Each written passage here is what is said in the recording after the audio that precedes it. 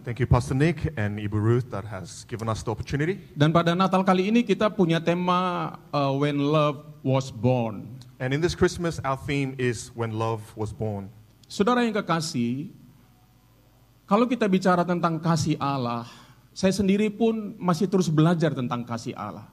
You know, when we speak about the love of God, even I'm still learning about the love of God. Mungkin kalau saya berbicara tentang kasih Allah yang sesungguhnya mungkin jauh lebih besar daripada apa yang dapat saya sampaikan hari ini. When we talk about God's love, maybe His love is way bigger than what I can express to you today. Karena dalam perjalanan iman saya sebagai orang Kristen, Because in this walk of faith as a Christian, saya lahir dibesarkan di keluarga Kristen. I was born and raised up in a Christian family. Kami setiap minggu pergi ke gereja. Every week we go to church. Tapi tahukah saudara, saya sama sekali tidak mengerti bahwa Allah itu adalah kasih. But you know, truly I didn't really know that God was love. Saya justru datang ke gereja karena saya takut. And truly I came to church out of fear. Bukan karena saya tahu bahwa Tuhan mengasihi saya. It's not because I know that God loves me. Tetapi karena perintah orang tua saya dan karena saya takut kalau saya tidak pergi beribadah, maka Tuhan akan menghukum saya dan keluarga saya. But it was mostly because the commandment from my parents, and I was afraid if I didn't go what others would think. Itulah sebabnya sekalipun saya setiap minggu pergi ke gereja, And that's why every week I came to church. saya tidak memiliki sebuah hubungan yang intim dengan Tuhan. I didn't really have an intimate relationship with God. Sepertinya Tuhan sangat jauh di sana dan saya ada di sini. It seems like God is so far away over there and I'm just over here. Dan saya melihat sepertinya Tuhan hanya mencari-cari kesalahan saya dan ketika saya salah, kapan dia akan menghukum saya? And it seems like God is just on the lookout for my wrongs, and when I do wrong, then He's ready to punish me. Begitulah perjalanan iman saya di dalam kekristenan. That was my walk of faith as a Christian. Saya menjalani rutinitas ibadah setiap minggu saya pergi ke gereja. I just fell into this routine of every week coming to church. Tetapi saya tidak mengenal Allah yang adalah kasih. But I didn't know this God who was love. Saya hanya mengikuti ibadah, tata cara ibadah setiap minggu. I just followed the programs and the things that they had at church, Tapi saya tidak pernah ketemu dengan Tuhan. but I never met God. Seperti Alkitab katakan, banyak orang berseru-seru kepada Tuhan, tetapi mereka tidak mengenal Tuhan. Like the Bible said, many will say, Lord, Lord, but they don't really know Him. Itu sebabnya saudaraku, kalau kita berbicara kasih, itu sangat besar dan sangat luas. That's why, guys, whenever we speak about love, it is so broad and it is so wide.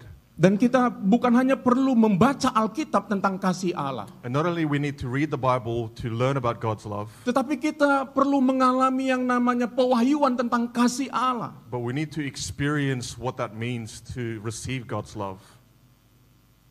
Pada usia 20 tahun, When I was 20 years old, dalam perjalanan kekristenan saya, on my walk as a Christian, disitulah pertama sekali that's when the first time saya tahu apa yang namanya kasih Allah kepada saya. that I knew what God's love meant for me, Bahwa Allah tidak menghukum saya, that God didn't punish me, bahwa Allah mencintai saya. that God actually loves me. Itu seperti orang yang baru pertama kali lahir di dalam kehidupan kerohaniannya. It feels like someone who has just been born again in their Sekalipun spiritual saya life. sudah 20 tahun menjadi orang Kristen. Even though I've already been 20 years walking with Christ. Di situ saya merasakan sukacita yang sangat besar. There I experienced joy that is beyond this world. Bahkan di tengah-tengah pergumulan yang kami alami di tengah-tengah keluarga, Even in the midst of my struggle as a family, saya merasakan sukacita yang besar. I felt joy and peace that is immense. Rasanya pada waktu itu dunia ini hanya milik saya dengan Tuhan. At that time, I felt like this world was just mine and God's. Saya suka berdoa jadinya. I like to pray consequently. Saya suka baca Alkitab. I like to read the Saya Bible. suka bersekutu. I like to fellowship with one another. Bukan karena disuruh, Not because I was commanded or told to, tetapi karena dari dalam hati saya. but because it was from the inside I Ada wanted to. kasih yang tumbuh di dalam hati saya. There is a love that is growing within me. Karena saya tahu Allah mengasihi saya. Because I know that God loves me. Dan saya pun mulai mengasihi dia. And then I started to love Him back. Dan itulah titik balik kehidupan saya. And that is exactly the turning point of my life. Saya tidak berkata bahwa tidak ada masalah setelah itu. I'm not saying that there's no struggles and challenges after that. Ada begitu banyak tantangan. Because there's going to be challenges. Ada begitu banyak pergumulan. There's going to be troubles. Tetapi kasih Allah But the love of God yang berdiam di dalam diri saya, that is within me, itu menolong saya untuk menghadapi tantangan seberat apapun dalam hidup ini. that love is actually the one that helps me and supports me to face the challenges. Apakah yang paling dibutuhkan manusia di atas muka bumi ini? What is it that we truly love on this earth? Apa yang paling dibutuhkan di atas muka bumi ini? What is the most necessity thing on this earth? Yang paling dibutuhkan manusia di atas muka bumi ini adalah namanya kasih. The only thing that a human needs in this world is love. Bukan uang yang berlimpah-limpah. It's not money that's an abundance. Bukan kekayaan yang besar. It's not luxurious or things. Tetapi yang paling dibutuhkan adalah namanya kasih. But what we truly need is what we call love. Kalau seseorang menemukan kasih dalam hidupnya, If someone has found love in their life, itu sudah lebih daripada cukup. that is more than enough. Itu sebabnya setiap kita selalu bertanya, siapa yang mengasihi saya? That's why we always ask ourselves, who actually loves us? Siapa yang sayang kepada saya? Who loves us? Ketika seorang pria menikah dengan seorang wanita, When a man marries a woman yang dia berpikir bahwa mereka saling mengasihi, and they think that they love each other, tetapi di dalam perjalanan kasih mereka mulai memudar, but in their walk of love they start to fall away dan mereka mulai saling membenci satu dengan yang lain. and they start to resent one another. Dan mereka berpikir itu adalah kasih yang sesungguhnya. And they think that that is true love. Kasih yang sesungguhnya bukan seperti itu. And I'll tell you today, that's not true love. Kasih yang sesungguhnya adalah kasih Allah kepada hidup kita. What true love is the love of God for us. Kasih yang tidak terbatas. A love that is unlimited. Kasih yang tidak bersyarat. A love that is without unconditional. Yeah. Sorry. Yes. Saudara, sekalipun engkau terpuruk dalam hidupmu, Even though you are, what's terpuruk? ya, Oh yeah, even though you're at the bottom of your life, mungkin tidak ada orang yang peduli kepadamu. maybe no one cares about you. Tapi tahukah engkau, saudara, But do you know pada saat itu at that time Allah mengasihimu. that God actually loves you? Di saat engkau berpikir tidak ada orang yang mengasihimu, Whenever you think that no one actually loves you, di sana Allah mengasihimu. right there is where God loves you. Saudara, Guys, satu kali saya pernah mengalami yang namanya kondisi yang sangat berat dalam hidup saya. one time I've experienced a condition that is very heavy for my Saya life. merasa gagal dalam hidup ini. I felt like a failure in this life. Saya merasa tidak ada orang yang peduli kepada saya. I felt like no one cares about me in this life. Saya berpikir, I thought to myself, aku gagal. I'm a failure. Biasa kalau orang gagal merasa bahwa Tuhan jauh daripada dia. Usually if someone is a failure, they feel like God is far away Siapa yang from mau them. dekat dengan orang yang gagal? Who wants to be close to a failure? Ketika saudara dekat dengan orang yang gagal, Whenever you get close to a failure, maka saudara akan banyak mendapatkan masalah juga. then you're going to also receive some Karena saudara harus problems mendengarkan ceritanya dia. because you have to listen to their struggles. Saya tahu istri saya mengasihi saya. I know that my wife loves me, Saya tahu anak-anak saya mengasihi saya. and I know that my kids love me. Tapi ada pada satu titik mereka tidak tahu apa yang benar-benar terjadi di dalam hati saya. But there's going to come a point where they all truly don't even know what I'm experiencing. Mereka bukan tidak mengasihi saya, tapi mereka tidak benar-benar mengerti apa yang menjadi persoalan terbesar dalam hidup saya. And it's not because they don't love me, but it's because they don't truly understand what I'm experiencing, what I'm going through. Pada waktu itu, saudara, And at that time, guys, sebagai seorang hamba Tuhan juga, as a minister of God as well, setiap pagi saya bangun, every morning I wake up, saya hanya datang kepada Tuhan. I just come to God. Saya bahkan tidak ingin lagi melayani Tuhan. And at that time, I didn't really want to do ministry. Saya merasa ketika saya ada di mimbar, orang berpikir saya ini hamba Tuhan yang gagal. And because whenever I come on stage, I think that other people are saying that I'm a failure. Saya tidak melakukan dosa, I didn't commit any sin, tapi semua orang tahu but everyone knew bahwa saya gagal. that I'm a failure. Saya ditinggalkan oleh beberapa orang yang saya kasihi. A few people that used to love me and I love them have left me. Dan semua orang membicarakan saya. And everyone started talking about me. Kadang-kadang kalau saudara gagal, orang lebih suka membicarakan kegagalan saudara daripada peduli kepada kegagalan saudara. Sometimes when you fail, other people may want to talk about your failures more than your successes. Tapi pada saat-saat yang paling rendah itu, But, you know, at the lowest point of my life, setiap pagi, every morning, saya punya handphone, saya tulis tentang isi hati saya kepada Tuhan. I write down on my phone exactly what the secret of my heart is to God. 8 bulan saya tidak berkhotbah di mimbar. 8 months I didn't preach on stage. Tapi saat-saat itulah But during those times, Justru pada saat itulah saya semakin merasakan kasih Tuhan yang luar biasa. In fact, in those moments is exactly when I felt the love of God. Pada waktu engkau sedang mengalami keadaan yang paling terpuruk dalam hidupmu, When you are yang paling rendah.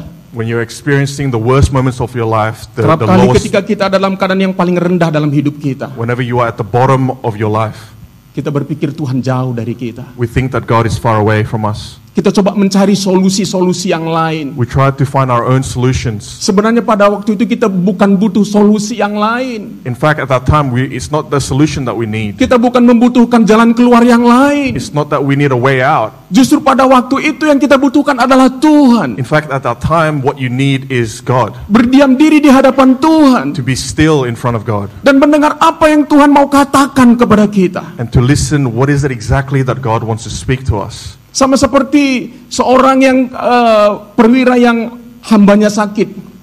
It's similar to the people that were sick. Seorang perwira yang hambanya sakit. What's perwira? Perwira itu soldier. Okay, sorry. Ya, di dalam Alkitab ada, saudara pernah Centurion. centurion ya. Ya, it's okay. Sorry. It's okay. Saudara, dia berkata kepada Yesus begini, Tuhan kau nggak perlu datang untuk menyembuhkan bawahanku. The centurion said, Jesus, you do not need to come physically there to heal my friend. Katakan sepatah kata saja. Just say with your words, maka hambaku akan sembuh. and my friend will be healed. Pada waktu kita dalam keadaan terpuruk, At that time when we feel the worst, pada waktu kita dalam keadaan titik terendah dalam hidup kita, when we are at the lowest moment of our life, yang kita perlukan adalah Tuhan. what we need is God, Kasih Tuhan. the love of God. Dan kita bisa berkata, Tuhan berkata sepatah kata saja kepadaku, And we can say to God, God, all we need is just one word from you. maka aku akan pulih. Then I will be healed. Di masa seperti itu, saudara, During those times, guys, saya dalam keadaan sakit, me during my sickness, beberapa kali harus dirawat di rumah sakit, oftentimes I had to go to hospital to get treatment, tapi saya nggak sembuh-sembuh. but I wasn't healed from them. Satu kali saya mendengar suara di hati saya. One time I heard a whisper in my Saya heart, percaya itu suara Tuhan. and I believe that was from God. Dan Tuhan berkata, kamu mau sembuh? And God said, do you want to be healed? Ya Tuhan, And I said, of course, saya kepengen sembuh. I want to be healed. Saudara tahu bahwa saya jalan tapi tidak seperti meminjak tanah, saudara. You know, it's like I'm walking, but I'm not stepping on the ground. Saya kerap kali hampir jatuh ketika saya berjalan. I oftentimes felt like I was going to fall whenever Saya I walked. merasa amat sangat kesepian. I felt such loneliness at that time. Saya merasa tidak ada orang yang peduli kepada saya. I felt like no one truly cared about me at that time. Pada saat itu Tuhan berkata kepada saya, But at that time is when God spoke to me. kamu ingin sembuh? You want to be healed? Saya berkata, ya Tuhan. I told him, yes, God. Saya ingin sembuh, Tuhan. I want to be healed, God. Tuhan berkata, kamu punya kebencian yang dalam kepada satu orang temanmu, pendeta. God said, you have a hatred in your heart that you've been keeping against a pastor before that you know. Dan Tuhan berkata, minta ampun kepada dia. And God said, ask for forgiveness from him. Saya bilang, Tuhan, bukan saya yang salah. I said to God, God, it's not me that's at fault. Saya nggak salah, Tuhan. I didn't do anything wrong. Kenapa saya harus telepon dia dan minta maaf? Why do I have to go to him and ask for forgiveness? Tapi suara itu berhenti. But that voice stopped. Tapi saya berpikir saya mau sembuh. But then I thought to myself, I want to be healed. Lalu telepon saya angkat. So I picked up my phone Saya telepon teman saya. and I called that guy. Saya berkata kepada dia, And I said to him, halo temanku. hey, my friend. Dia berkata, kamu sakit ya? And he asked me, are you sick? Ya. And I said, yes. Aku mau minta maaf kepada kamu. Kenapa? Karena aku membenci kamu. And I told him, I want to apologize to you. Why? It's because I hated you. Dan dia berkata, oke, kita saling memaafkan. And he said, okay, let's both forgive each other. Apakah setelah itu, saudaraku, saya langsung sembuh? Is it at that time then I was instantly healed? Enggak, saudara. No, Tidak langsung sembuh. not instantly healed. Saya sudah buang semua obat saya. I've already thrown away all my medicine. Dan iblis mulai mengejek saya. Then the devil started to tease and torment me. Dia berkata, kamu sudah buang obatmu. He said, you've thrown away all your medicine, Tapi kamu belum sembuh hari ini. but you are not healed yet even today. Tapi dengan iman saya berkata, But by faith, I karena saya said, sudah mendengar suara Tuhan, because I've heard God's voice, saya sudah sembuh. that I've been healed. Saudara, selama beberapa lama, And after some time, setelah 8 bulan dari sakit itu, after 8 months from when I was sick, saya pun sembuh. I was healed. Dan setelah itu istri saya berkata begini, And after that, my wife said to me, Papa yang hari ini Papa today berbeda dengan Papa yang dulu. is totally different than the previous Papa. Papa yang hari ini Papa today berbeda dengan Papa sebelum Papa sakit. is different than you before you were sick. Saudara tahu bahwa Tuhan bukan hanya ingin menyembuhkan kita, You know that God not only wants to heal tetapi us, Dia ingin memperbaharui hidup kita. but He wants to make us brand Dan Dia new. ingin kita mengenal kasih-Nya. And He wants us to know and understand the Itulah love. sebabnya saudaraku Dia lahir di atas muka bumi ini. And that's why He was born onto this earth. Saudaraku, Tuhan itu adalah kasih. Di dalam kitab 1 Yohanes 4 ayat 8 dikatakan, saudaraku, seperti ini.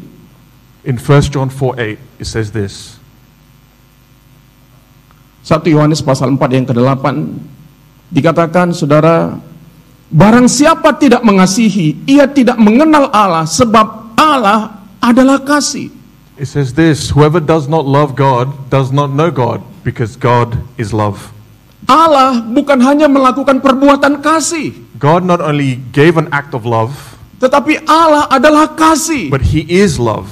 Tidak ada satupun perbuatan jahat kita There's not one thing that we've done wrong yang membuat Allah berhenti mengasihi kita. that will make Him stop loving us. Saya tidak berkata kalau begitu kita berbuat jahat. What I'm not trying to say then we'll do anything that we Ingat want. Bapak Ibu, ada hukum yang berkata tabur tuai, apa yang kamu tabur akan kamu tuai. You have to remember that there is a principle of reaping and Saya sowing. tidak mengajak kita berbuat semau-maunya kita. I'm not inviting us to do whatever we want. Karena kalau kita menanam jeruk, kita tidak bisa berharap kita menghasilkan durian. Because whenever we plant an orange seed, we can't expect a durian plant. Saya tidak berkata kalau begitu Allah begitu gampang. I'm not trying to say then following God is so easy. Tapi saya mau beritahu kepada kita bahwa seperti apapun kesalahan kita, seperti apapun kegagalan kita, Allah tetap datang dan ingin merangkul kita. But I want to tell you today, whatever your failures, whatever your mistakes, whatever that you've done wrong, God still loves you despite all that. Mungkin kali kedua, kali ketiga, kali keempat, kali kelima, Maybe you've done it twice, 3 times, 4 times, 5 times, sampai kita menyadari bahwa Tuhan begitu mengasihi kita. until we realize that God actually truly loves me. Dan kita berhenti berbuat dosa. Then we stop our sin. Saudaraku, peraturan gak bisa membuat kita berhenti berbuat dosa, Guys, saudara. the law cannot make us stop sinning, Tetapi kasih but love akan membuat kita berhenti berbuat dosa. will stop us from wanting to sin. Saya begitu mengasihi istri saya. I truly love my wife. Bagaimana saya bisa menyakiti dia dalam hidup saya? How can I hurt her in my life? Kalau saya benar-benar mengasihi Tuhan, If I truly love God, bagaimana saya bisa menyakiti hati Tuhan dalam hidup saya? how can I then do things that hurt Him?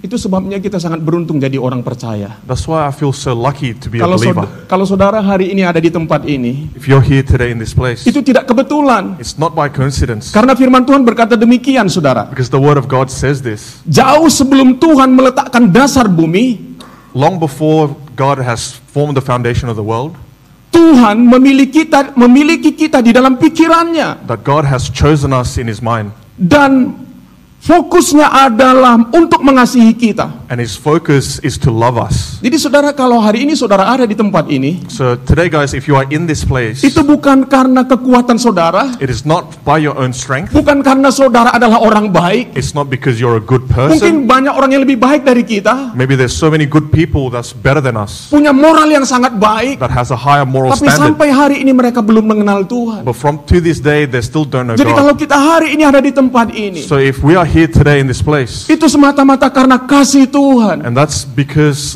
indirectly because of the love of Karena God, kita adalah orang pilihannya. because we are chosen people, Dan dia mencintai kita. and He loves us. Nah saudaraku, 2000 tahun yang lalu, di dalam kitab Lukas 2 ayat 8 sampai 10, dikatakan, Lukas 2 ayat 10 sampai 12. Mari kita baca sama-sama. Oh, oke, saya baca ya. Lukas 2 ayat 10 sampai 12. Lalu kata malaikat itu kepada mereka, "Jangan takut, sebab sesungguhnya aku memberitakan kepadamu kesukaan besar untuk seluruh bangsa.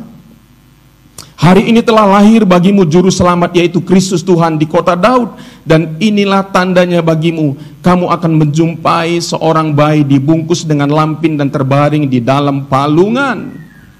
Let's read Luke 2 verse 10 to 12.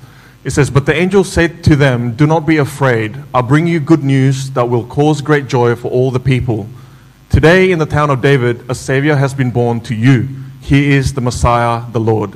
This will be a sign to you. You will find a baby wrapped in cloths and lying in a manger.'" Saudara bisa bayangkan Can you Allah imagine? yang kita punya, Can you imagine this Allah yang God? menciptakan langit dan bumi, This God that created heavens and Allah yang the earth. menciptakan segala sesuatu, This God that created mau everything. merendahkan dirinya lahir di kandang domba. He wants to humble himself to be born in a manger.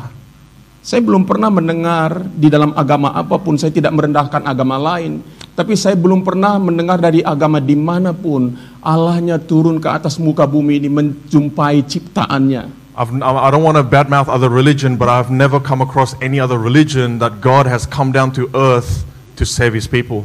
Lahir menjadi seorang bayi, saudara. To be born as a baby. Saudara, kami baru saja datang kemari juga karena kami baru punya cucu yang pertama. You know, we just came back to Australia is because we just had our first grandchild that was Rasanya born. ketemu cucu yang mungil itu rasanya kepengen sekali ketemu dia. And whenever thinking about the grandchild, I just want to meet Menggendong with dia. her, just carry her. Dan Yesus seperti itu, sangat natural, saudara. And Jesus was like that, very Sangat natural, natural. very natural. Dia tidak datang dengan kemuliaannya. He didn't come with all his glory. Di dalam perjanjian lama, In the Old Testament, bahkan orang Israel takut menghadapi kedatangan Tuhan. even the Israelites were afraid of God's Di dalam presence. kitab Keluaran 20 ayat 18 sampai 19 dikatakan begini. Seluruh bangsa itu menyaksikan guruh mengguntur. Sorry, Keluaran 20, Exodus Exodus 20. verse 18 until 19. Yeah. Seluruh, okay, you got? Right? Yeah. Yeah. Yeah. Please. Behold, my servant whom I have chosen, my beloved with whom my soul is well pleased. I will put my spirit upon him. No. Exodus. Exodus? Yeah. Exodus 20, Yes. verse 18. Yes.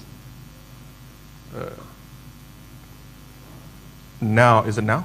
Now, when all the people saw the thunder, Yeah. and the flashes of lightning and the sound of trumpet and the mountain smoking, the people were afraid and trembled, and they stood far off.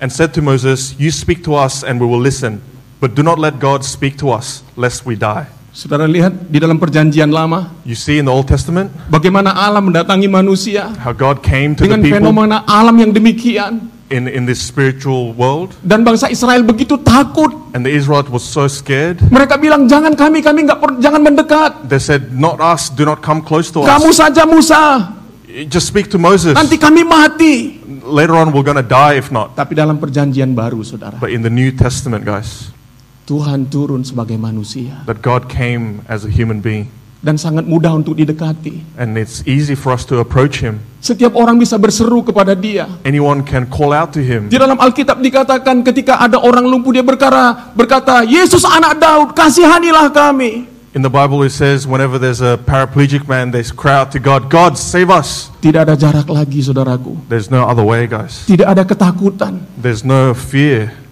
Yesus datang pada masa itu, saudara. Jesus came at that time, Datang dengan kasih. and he came with love. Dan ketika Yesus datang, saudaraku, And when Jesus came, Allah yang jauh menjadi Allah yang dekat. God that is far away become God that is close. Yeremia 23 ayat 23 sampai 24. Jeremiah 23 verse 23-24, it says, "Am I a God nearby, declares the Lord, and not a God far away? Who can hide in secret places so that I cannot see them, declares the Lord? Do not I fill heaven and earth, declares the Lord." Pada zaman perjanjian lama Allah begitu jauh. During the Old Testament, he was a faraway God. Allah di tempat yang jauh God was in a faraway berbicara place, kepada umatnya. and he spoke to his Di dalam people. perjanjian baru, In the New Testament, Allah bersama-sama dengan manusia. he was with the people. Allah Immanuel. God Emmanuel. Thanks your hand. Okay. Oh, sorry. Saudara lihat, Guys, look, Allah bisa dijamah, that God can anoint, Allah bisa dipegang God can be di touched dalam Kristus Yesus. in Jesus Christ. Dia punya murid ada 12. He had 12 disciples, Di antara murid itu ada 3 yang paling dekat. and out of the 12, there's 3 Di that's very antara close. 3 itu, And out of 3, satu yang sangat dekat dengan dia. there was one that was very, very close.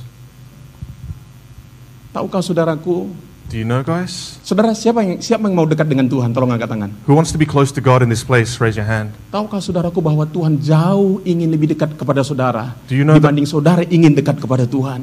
Do you know truly that God actually wants to be closer to you more than you want to be close to God? Setiap hari Allah bersama-sama dengan kita. Every day God is with us. Sadar atau tidak sadar dalam hidup kita, Whether we realize it or not, dalam pergumulan kita, during our dalam struggles, tantangan kita, during our challenges, Allah ada di sana. God is there. Mungkin tidak semua harapan kita bisa terpenuhi. Maybe all that we hope for is not Mungkin yet kita bisa fulfilled. kecewa dalam hidup ini. Maybe we are still disappointed in Tetapi this di dalam life. kekecewaan itu pun But in your disappointment, Tuhan bisa bicara kepada kita. God can still speak Tuhan to bisa you. menghibur kita God can entertain you sehingga kita sanggup menghadapi pergumulan hidup so kita, that we have the strength to face our menghadapi tantangan challenges, hidup kita. to face our troubles. Itulah sebabnya kalau kita orang yang percaya, That's why when we are kita believers, lebih daripada pemenang. we are more than conquerors.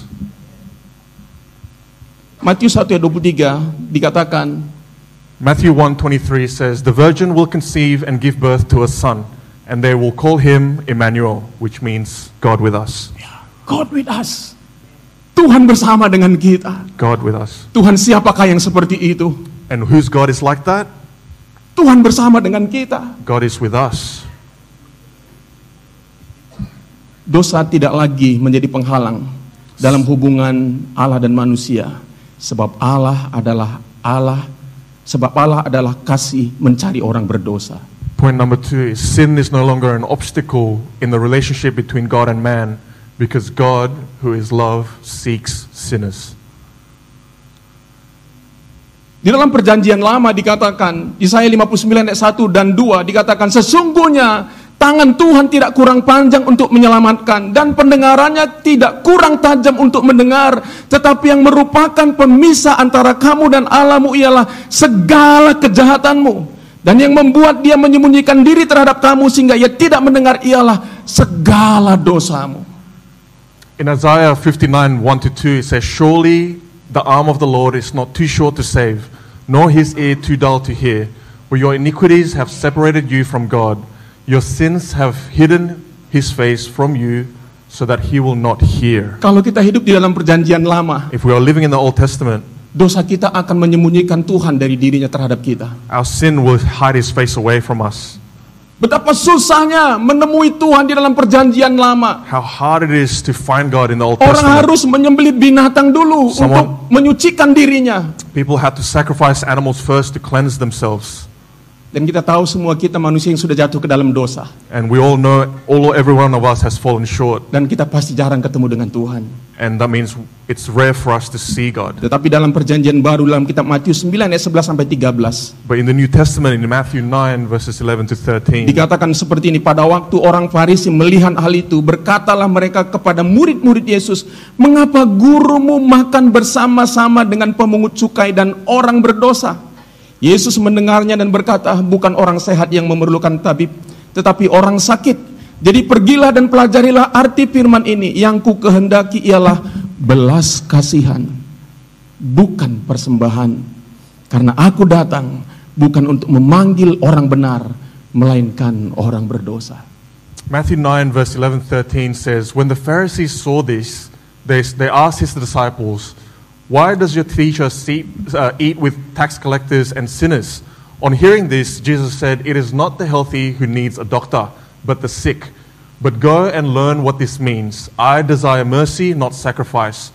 For I have not come to call the righteous, but sinners.'" Saudara tahu Matius ini adalah pemungut cukai, You know, Matthew was a tax collector, orang yang dibenci oleh bangsanya sendiri, someone that is hated even amongst his own nation, orang yang tidak disukai. someone that is, Mungkin dia Hated. sudah juga banyak memeras orang lain, maybe he's also extorted a lot of people. orang berdosa.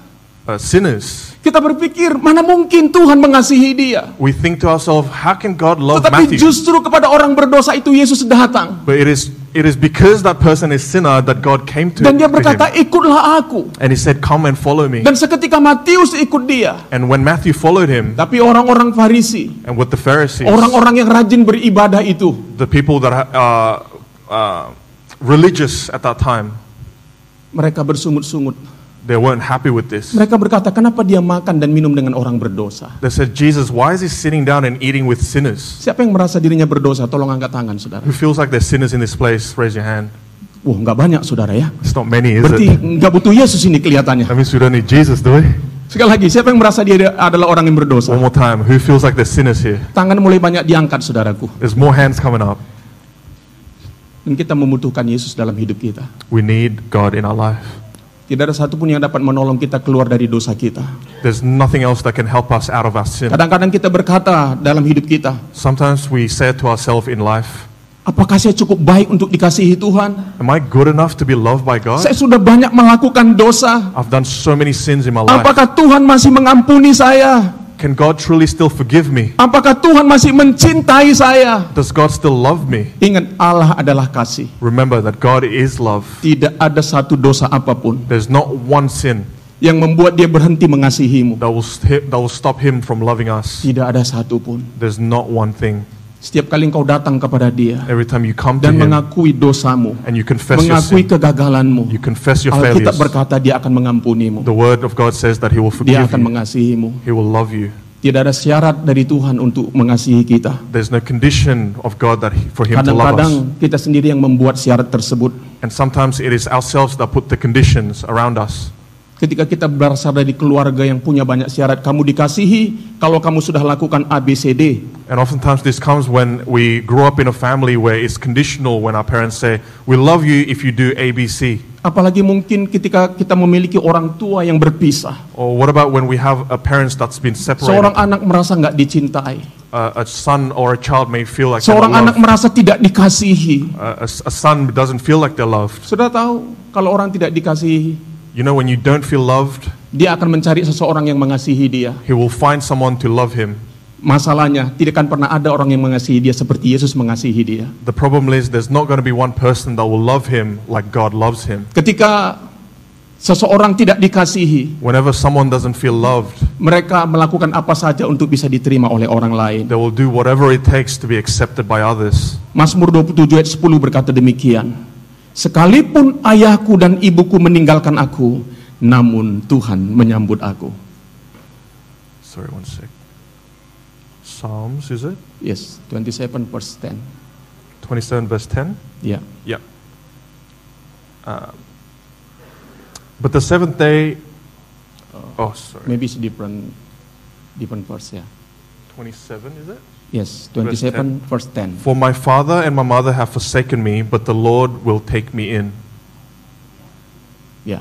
Jadi saudaraku, sekalipun ayahmu dan ibumu meninggalkan engkau, So he says that even when our parents leaves us, tapi Tuhan tidak pernah meninggalkan engkau. but God says that he will never forsake us. Orang tua kita adalah sarana tempat di mana kita lahir di atas muka bumi ini. Our parents is a place where we are born into in this world, Tapi kasih Tuhan kepada kita tetap selama-lamanya. but the love of God for us will be forever and ever. Yang terakhir, The last one, kasih memberikan kita hidup yang baru. that love gives us a new life. Lukas 19 ayat 7 sampai 10. In Luke 19, 7 to 10, all the people saw this and began to mutter, he has gone to be the guest of a sinner. But Zacchaeus stood up and he said to the Lord, look, Lord, here and now I give half of my possession to the poor. And if I have cheated anybody out of anything, I will pay back 4 times the amount. Jesus said to him, today salvation has come to this house, because this man too is a son of Abraham, the son of man who came to seek and save the lost. Saudara, kasih bukan hanya mencari orang berdosa, God's love not only seeks the sinners, tapi kasih juga memberikan kehidupan yang baru. but love also gives a Saudara brand new tahu life. cerita Sakeus ini? You know the story of Zacchaeus. Sakeus sama dengan Matius memungut cukai. Zacchaeus was similar to Matthew, that they were both tax Ketika Yesus collectors. datang ke Yeriko, When Jesus came to Jericho, banyak orang berbondong-bondong datang. many people came together. Tapi Alkitab berkata Sakeus sangat pendek. But it says that Zacchaeus was short, Dia kepengen ketemu dengan Yesus. and he wanted to meet with Jesus. Saudaraku, dia orang berdosa. But he was a sinner, Tapi dia guys. kepengen ketemu dengan Yesus. But he wanted to meet with Jesus. Tapi Yesus tahu But Jesus knew bahwa ada seorang Sakeus that there was a yang Zacchaeus ingin benar-benar ketemu dia. that wanted to meet with Jesus. Dan ketika Yesus melihat dia Sakeus, And when Jesus saw Zacchaeus, Yesus berkata kepada Sakeus, Jesus said to him, "Hai Sakeus, turunlah. hey, you come down. aku mau menumpang di rumahmu. I want to come to your house. Sakeus tidak mengundang Yesus ke rumahnya sebagai orang berdosa. Zacchaeus didn't invite Jesus as a sinner. Tetapi Yesus berkata kepada Sakeus, aku mau datang ke rumahmu. But Jesus was the one that said to Zacchaeus, I want to go to your place. Makanya orang Farisi bersungut-sungut kembali. That's why the Pharisees weren't happy. Tidak diceritakan di dalam Alkitab apa yang mereka bicarakan. It didn't say what they were talking about in the Bible. Tapi saya percaya, But I do believe Yesus berbeda dengan orang Farisi. that Jesus is different from the Yesus Pharisees. datang dengan kasih. He came with love. Itu sebabnya Sakeus mau menerima dia. That's why Zacchaeus wanted to receive him. Kita tidak diceritakan apa yang mereka bicarakan. We weren't told what they were talking about. Saudara bisa bayangkan ayat ini berkata begini. Tapi Sakeus berdiri dan berkata kepada Tuhan, Tuhan, setengah dari milikku akan kuberikan kepada orang miskin. It doesn't really detail exactly what he said, but what we are told is that Zacchaeus said, look Lord, here and now I give half of my possession to the poor. Saya percaya Sakeus selama ini adalah seorang yang banyak mengumpulkan harta. I truly believe Zacchaeus was a person that loves to collect wealth Karena dia berpikir hartanya adalah sumber keamanan dalam hidupnya. because he probably thought his wealth was safety. Berapa banyak kita berpikir harta kita adalah sumber keamanan kita. How many of us think our wealth brings us safety? Tetapi ketika dia ketemu sama Yesus, But when he met with dia Jesus, sekarang berganti. he changed his mind. Keamanan, rasa amannya tidak lagi kepada hartanya. The safety that he received from wealth, Tapi rasa amannya sekarang ada di dalam Yesus. but he shifted that safety to Itu Jesus. hanya bisa dilakukan And that can only be kalau done kita sudah mengalami pewahyuan when we have experienced the tentang kasih revelation, Allah. the revelation of the love of Itu God. sebabnya kita semua perlu pewahyuan tentang kasih Allah. That's why we need to have the revelation of the love Satu of God. kali saya diwahyukan Tuhan tentang kasih Allah. One time I received a revelation about the love of God. Salah satu anak kami baru pulang sekolah, pada waktu itu dia sekolah sore. One of our child just came from school and he used to go to school late. Pada waktu itu Jeremy pulang sekolah. And that was Jeremy Dia when he came begitu home. capek.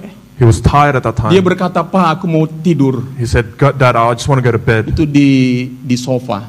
on a sofa. Saya lagi mempersiapkan firman Tuhan pada waktu itu. At that time I was preparing a sermon. Waktu itu dia masih year 8 maybe. He was year 8 at that time. Lalu saudaraku, biasa di Medan itu banyak nyamuk. And you know in Medan there was a lot of mosquitoes. Lalu nyamuk itu hinggap di tangannya. And a mosquito came to his arm. Saya ambil raket pemukul nyamuk. I took a mosquito racket Yang dari Indo tahu ya. from Indo, you know, the one with... Saya mau bunuh itu nyamuk atau usir itu nyamuk. I wanted to kill the mosquito or shoo it away. Waktu saya mau bunuh itu nyamuk, When I wanted to kill it, sebelum saya lakukan, before I did it, tiba-tiba di hati saya ada suara berkata begini. all of a sudden there was a whisper in my heart says, Kamu sangat sayang kepada anakmu. you truly love your son, do you? Tahu kamu enggak? Do you know? Sayangmu kepada anakmu The love that you have for your son begitu besar. is big. Tetapi lebih besar lagi, But you know what's bigger? kasihku kepadamu. That my love for you. Saudara, saya terdiam. At that moment I was silenced. Saya bilang, Tuhan, I said to God, terima kasih Tuhan. thank you God, Begitu besar kasih-Mu atas hidupku ya Tuhan. that your love is so big for my life. Saat aku tidak memikirkan Tuhan, Even at the times when I'm not thinking about him, Tuhan memikirkan aku. that he's thinking about me. Saudara, hanya orang yang mengenal kasih Tuhan Guys, only those that know truly the love of God bisa rileks hidupnya. that can have relaxed in their life. Kalau orang yang tidak mengenal kasih Tuhan, If you don't know truly the love of God, mereka hidup dalam ketakutan. you're going to live in fear. Berapa banyak saudara hidup dalam ketakutan? How many of us live in fear? Mungkin kau perlu menerima kasih Tuhan hari ini, Then maybe you need to receive the love of God supaya Tuhan mewahyukannya dalam hidupmu. so that God can reveal this to you. Musuh daripada takut bukan iman, The enemy from fear is not faith, tetapi musuh dari ketakutan but the enemy of fear adalah kasih. is love. Alkitab berkata seperti ini, The Bible says this, di dalam kasih in love tidak ada ketakutan. there is no fear. Kasih yang sempurna A perfect love melenyapkan ketakutan, destroys all fear, sebab ketakutan mengandung hukuman. because fear comes from punishment. Barang siapa takut, And whoever fears ia tidak sempurna dalam kasih. that you have not been perfected in love. Saudara takut masa depanmu, Are you afraid of your future? takut keluargamu, Are you afraid of your family? itu artinya kita belum mengenal kasih yang sesungguhnya. Well, that means you truly haven't found the Saudara true takut love of tidak, God. saudara takut kalau mati tidak masuk surga. If you're worried that you die and you don't go to heaven, Karena kita belum mengenal kasih. that's because you haven't found the love of God. Mari kita berdoa, saudara. Let's all pray, guys. Saudara yang kekasih, Beloved church, kasih yang saya sampaikan ini the love that I speak about today masih sangat jauh is still so far away dari kasih Tuhan yang sejati. from the true love of God. Saya hanya bisa sampaikan I just can pass on the message sebatas pengalaman dan kemampuan saya just from my experience and what I can untuk do menyampaikan kasih Allah. to pass on the message of love of God. Tapi hari ini saya mau berkata kepadamu, But today I want to tell you guys, engkau ada di tempat ini you are here today tidak kebetulan. not by coincidence, Karena Tuhan ingin menjamah hidupmu, because God wants to touch your life, memberikan hidup yang baru to give kepadamu, you a brand new life, menolong engkau lepas dari ketakutan-ketakutan dalam hidupmu. to release yourself from fears and anxiety from this world. Mari tundukkan kepalamu. Let's bow our heads.